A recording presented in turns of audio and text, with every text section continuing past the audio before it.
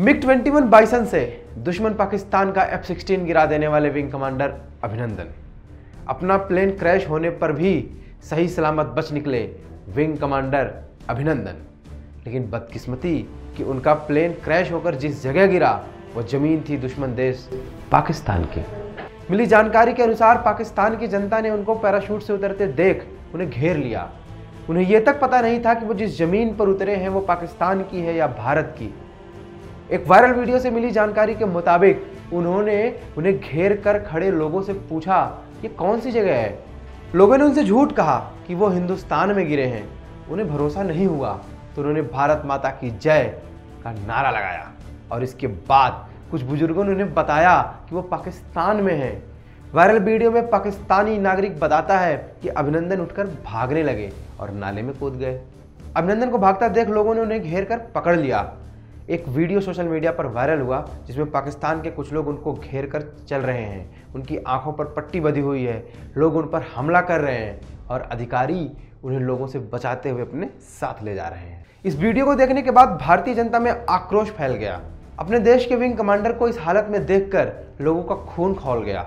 लोग social media पर पाकिस्तान के खिलाफ अपना गुस्सा दिखाने लगे, लेकिन अभी तक इसकी आधिकारिक पुष्टि नहीं हुई थी कि वीडियो में जो नजर आ रहे थे वो अभिनंदन ही हैं। लेकिन फिर पाकिस्तान ने खुद उनका एक वीडियो जारी करते हुए कहा कि अभिनंदन उनके कब्जे में है। इस वीडियो में लोग विंग कमांडर अभिनंदन की निडरता देखकर दंग रह गए। वीडियो में अभिनंदन चाय पीते नजर आ रहे थे और पाकिस्तान का कोई अधिकारी उनसे सवाल जवाब कर रहा था।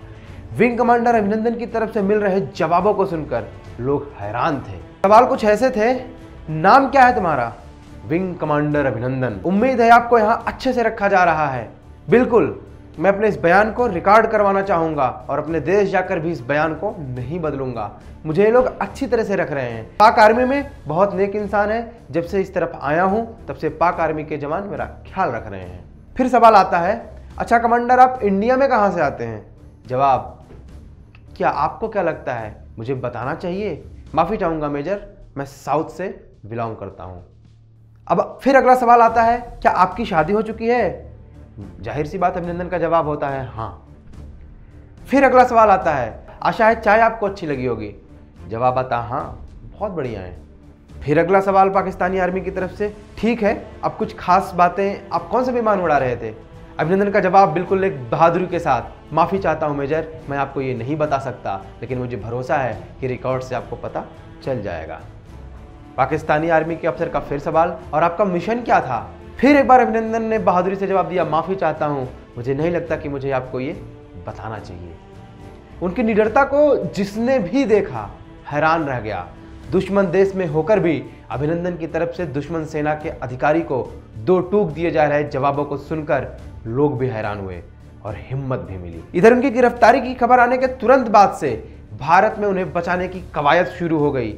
बैठकों का दौर चल उठा, दोस्त देशों को सूचना दे दी गई, पाकिस्तान सरकार को आधिकारिक पत्र लिखा गया और दिल्ली में मौजूद पाकिस्तान के उच्चायुक्त को तलब किया गया और कहा गया कि भारतीय पायलट अभिनंदन को रिहा किया जाए।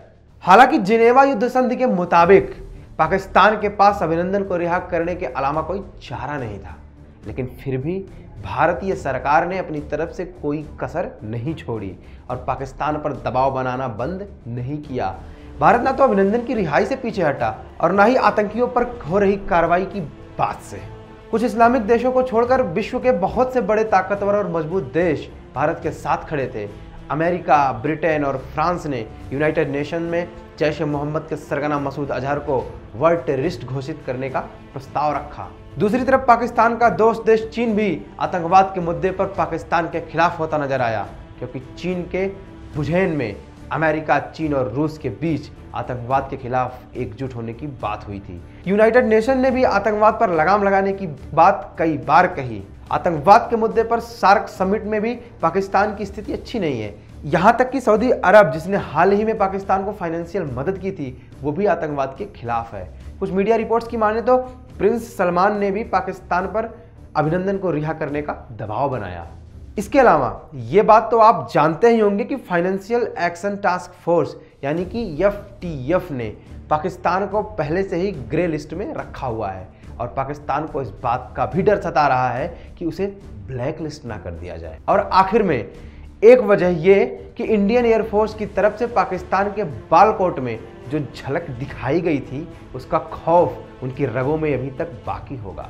डर तो होगा ही कि ओसामा बिन लादेन के वक्त अमेरिका की तरफ से जो किरकिरी हुई थी वो फिर कहीं भारत की तरफ से ना हो जाए, क्योंकि अगर भारत की झलक इतनी खतरनाक थी तो पूरी झांकी कैसी होगी। कुल मिलाकर पाकिस्तान चारों तरफ से घिरा हुआ है और यही चारों तरफ से पड़ रहा दबाव वो वजह है जिसके चलते विंग कमांडर अभिनंदन आज भारत वापस आ रहे हैं।